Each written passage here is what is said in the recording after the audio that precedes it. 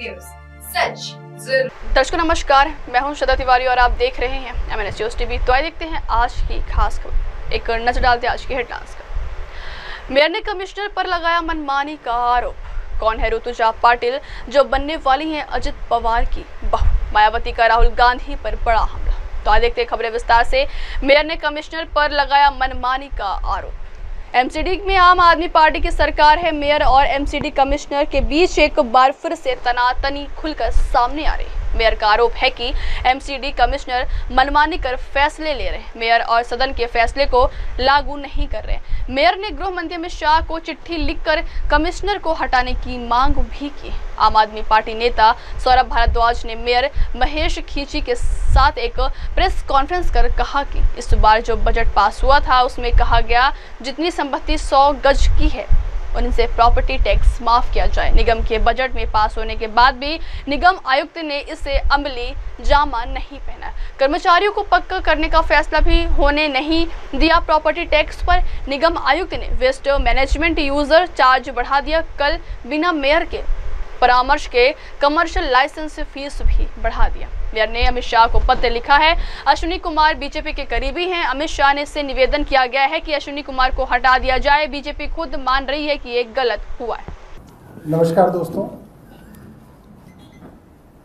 आपको जैसा कि मालूम होगा कि दिल्ली नगर निगम के अंदर इस बार जो बजट पेश हुआ था उसके अंदर दिल्ली वालों को महंगाई से एक बड़ी राहत दिल्ली नगर निगम की चुनी हुई जो सरकार है, जो मेयर हैं, उन्होंने दी। और दिल्ली नगर निगम के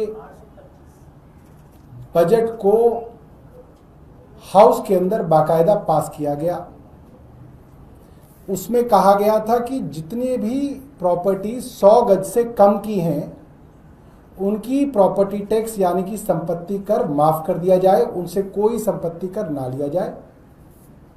और 100 गज से 500 गज तक की जो संपत्तियां हैं उनका संपत्ति कर प्रॉपर्टी टैक्स आधा यानी कि हाफ कर दिया जाए।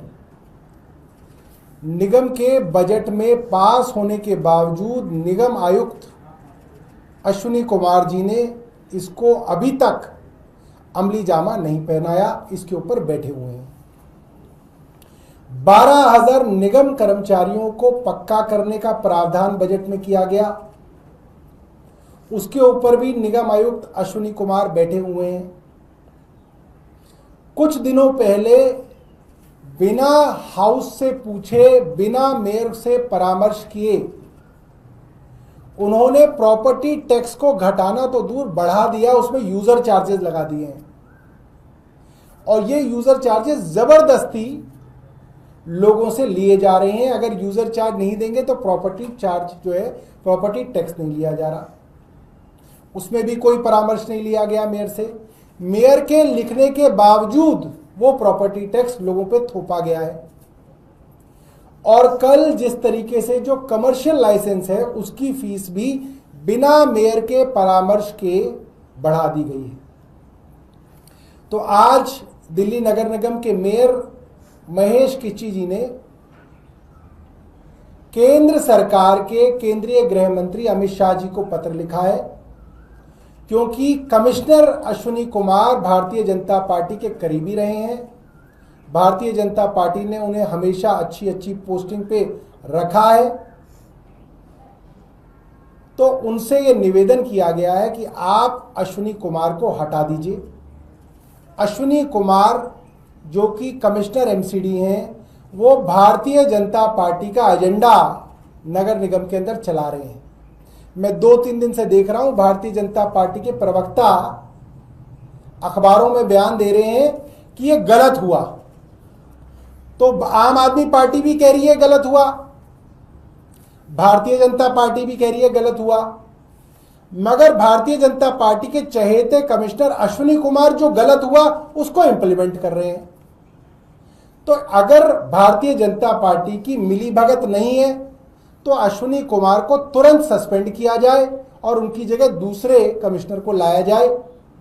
वरना यह बात साफ है दिल्ली वालों के लिए कि Ashwini Kumar MCD commissioner Bharatiya Janata party के इशारों पे उनके एजेंडे पे काम कर रहे हैं। इसलिए ये पत्र माननीय गृह मंत्री अमित शाह जी को लिखा जाएगा और अमित शाह जी की तरफ से अगर कार्रवाई नहीं हुई तो हमारे चुने हुए पार्षद अपने तरीके से अश्विनी कुमार जी से अपना काम कराने की कोशिश करेंगे, फिर हम दूसरे तरीके अपनाएंगे। महेश जी, अगर आप 2 शब्दों में सिर्फ अपना बता दें। सभी को नमस्कार। जब हमने आयुक्त महोदय को भी पत्र लिखा था कि आप ये यूजर चार्जेस लगा रहे हैं, ये जनता के हित के लिए नहीं है, ये उस पर अतिरिक्त बोझ है। साथ ही हमने हाउस टैक्स का भी एक सदन में प्रस्ताव पास हुआ था कि आप ये 100 गज से नीचे के हाउस टैक्स को माफ किया जाए और 100 से 500 जो गज के हैं उसको हाफ किया जाए। उसके बाद हमने ये जो एक लाइसेंस फीस भी इन्होंने बढ़ा दी है। जनता, दिल्ली की जनता वैसे ही करों के बोझों से घिरी जा रही है, ऊपर से टैक्स पे टैक्स बढ़ाए जा रहे हैं। जब से भारतीय जनता पार्टी दिल्ली में आई है, स्कूलों की फीस भी बढ़ गई है, यूजर चार्जेस के नाम पे ये पैसा ले रहे हैं। दिल्ली वासी एक सफाई कर्मचारी को अलग से पैसा देते हैं कूड़ा उठाने का, उस पे ऊपर से यूजर चार्जेस लगा दिए गए हैं। तो दिल्ली की जनता इतनी कर के बोझों से इतनी परेशान हो गई है कि वो कहां से इतना पैसा भरेगी। वैसे इतनी महंगाई की मार पड़ी है, हर चीज महंगी हो रही है। दिल्ली की जनता को भारतीय जनता पार्टी ने एक वादा किया था कि दिल्ली में जब उनकी सरकार आएगी तो प्रत्येक महिला को 2500 रुपए देंगे, वो भी उन्होंने नहीं दिए। गैस के सिलेंडर को 500 रुपए में दिया जाएगा और त्योहारों पे उनको माफ फ्री में दिया जाएगा, उनका वादा वो भी पूरा नहीं हुआ। इतने दिल्ली की जनता हर चीज से जूझ रही है। आज तो दिल्ली की जनता ये कह रही है कि हमने गलती कर दी बीजेपी वालों को वोट देके। एक तरफ हमें ये महंगाई से दूर करने के लिए इन्होंने वादे किए थे, उल्टा इन्होंने सारे टैक्स और कर हमारे ऊपर लगा दिए। तो ये दिल्ली की जनता के साथ धोखा किया है भारतीय जनता पार्टी ने। और साथ ही हमने ये आज ये पत्र लिखा है गृह मंत्रालय को, अमित शाह जी को, कि आप अश्विनी कुमार जी को तुरंत निरस्त करें, इनकी जगह कोई एक साफ छवि वाले कमिश्नर को आप आयुक्त को नियुक्त करें, ताकि दिल्ली की जनता आगे अच्छे उसमें सफर कर सके। यही हमारा कहना है। धन्यवाद, बहुत बहुत धन्यवाद। देखिए, ये चिट्ठी जो है लिखी है और इसके आगे कोर्ट जाने से पहले कुछ और तरीके अपनाए जाएंगे। बिल्कुल जी, हमने आयुक्त महोदय से बात करी कि जो हमने सदन में जो प्रस्ताव पास किया इसको इम्प्लीमेंट करिए, सब अधिकारियों की मीटिंग लेके इसको आप जल्दी से इम्प्लीमेंट करिए। वो कहते हैं जी हाँ जी देखते हैं जी करते हैं, यही उनके जवाब रहते हैं हमेशा। उसको भी हाँ, उससे भी हमने बात करी है। उसको लेके आपने मुख्यमंत्री को भी कल चिट्ठी लिखी है, उन्होंने दिल्ली की मुख्यमंत्री तक को चिट्ठी लिखी है कि ये जो अधिकारी हैं ये नहीं सुन रहे हैं, इम्प्लीमेंट नहीं कर रहे हैं, ये इसलिए इनको आदेश दिया जाए। कल आपने इसी विषय में सौरभ जी, कैबिनेट मंत्री है प्रवेश वर्मा, उन्होंने स्कूलों का निरीक्षण किया है और विजिलेंस जांच के आदेश दिए हैं जो क्लासरूम बनाए गए थे उसको लेकर। देखिए, मुझे ऐसा लगता है भारतीय जनता पार्टी को पता ही नहीं दिल्ली में क्या हो रहा है। पेरेंट्स धरना दे रहे हैं प्राइवेट स्कूल के बाहर कि फीस बढ़ गई, इनके मंत्री सरकारी स्कूल खेल रहे हैं। अरे जहां समस्या है वहां जाओ, उनसे डर लगता है इनको। ये जो बड़े बड़े उद्योगपति करोड़पतियों के स्कूल हैं जिनके बाहर लोग धरना दे दे के बेहोश हो गई औरतें, वहां जाने में इनको डर लग रहा है और सरकारी स्कूलों के अंदर इंस्पेक्शन खेल रहे हैं। थोड़ी शर्म करनी चाहिए इनको, पब्लिक का कुछ काम करना चाहिए।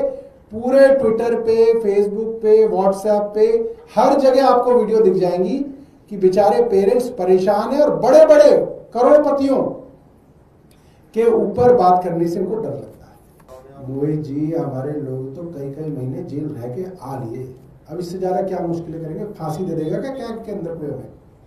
अब कुछ नहीं कर सकते। जितना हमारा कर सकते थे वो ये कर चुके हैं, अब हमें ही करना है, इनका करना है।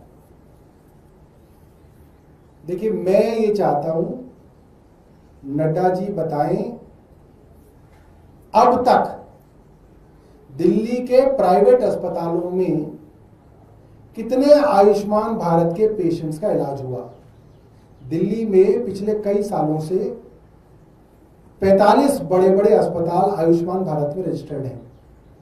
वो गरीब लोग जो यूपी बिहार से इलाज कराने दिल्ली के सरकारी अस्पतालों में इलाज करा रहे थे, उनका आयुष्मान भारत में क्यों नहीं हो रहा? यूपी में तो आयुष्मान भारत लागू था, बिहार में भी लागू था, राजस्थान में भी लागू था। वो लोग जीबी पंत में इलाज करा रहे हैं, एलएनजेपी में इलाज करा रहे हैं, इन प्राइवेट अस्पतालों में क्यों नहीं इलाज करा रहे? आयुष्मान भारत स्कीम एक स्कैम है। बड़ी बड़ी इंश्योरेंस कंपनीज इसके अंदर सरकार से प्रीमियम ले रही है, पैसा जा रहा है, इलाज लोगों का ना के बराबर होगा। ठीक है जी।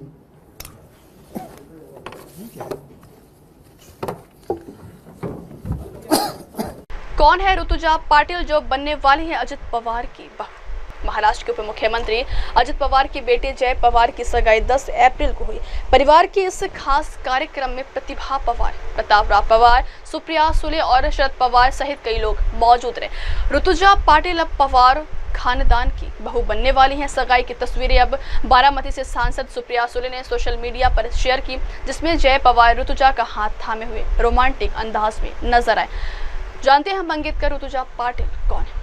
ऋतुजा पाटिल महाराष्ट्र के सतारा जिले के फलटन की रहने वाली ऋतुजा उद्योगपति प्रवीण पाटिल की बेटी है। प्रवीण पाटिल व्यापार जगत में एक जाना माना नाम है, तो वही अजित पवार के छोटे बेटे जय पवार की अभी राजनीति में सक्रिय एंट्री नहीं हुई है। उनका झुकाव बिजनेस की ओर है। उन्होंने दुबई में रहकर कॉरपोरेट जगत में सक्रिय तौर पर काम किया है। अब वो मुंबई और बारामती में कामकाज देखते हैं। मायावती का राहुल गांधी पर बड़ा हमला। नए वक्फ कानून को लेकर सियासत गरमाई हुई है। इस बीच बहुजन समाज पार्टी की मुखिया व उत्तर प्रदेश की पूर्व मुख्यमंत्री मायावती ने कांग्रेस और भारतीय जनता पार्टी पर हमला बोला है। साथ ही साथ उन्होंने वक्फ कानून पर राहुल गांधी की चुप्पी साधे रहने पर सवाल उठाए। बसपा प्रमुख ने आरोप लगाया कि राहुल गांधी चुप्पी से इंडिया गठबंधन में बेचैनी है। मायावती ने ट्वीट करते हुए लिखा, वक्फ संशोधन बिल पर लोकसभा में हुई लंबी चर्चा में नेता प्रतिपक्ष द्वारा कुछ नहीं बोलना अर्थात सीए की तरह संविधान उल्लंघन का मामला होने के विपक्ष के आरोप के बावजूद इनका चुप्पी साधे रहना क्या उचित है? इसे लेकर मुस्लिम समाज में आक्रोश व इनके इंडिया गठबंधन में भी बेचैनी स्वाभाविक है। और वक्त तो हो चला दर्शकों, ब्रेक कवरेज से लौटने के बाद देखिएगा देश और दुनिया की तमाम बड़ी खबरें। बने रहिए MNS न्यूज़ टीवी पर। नमस्कार।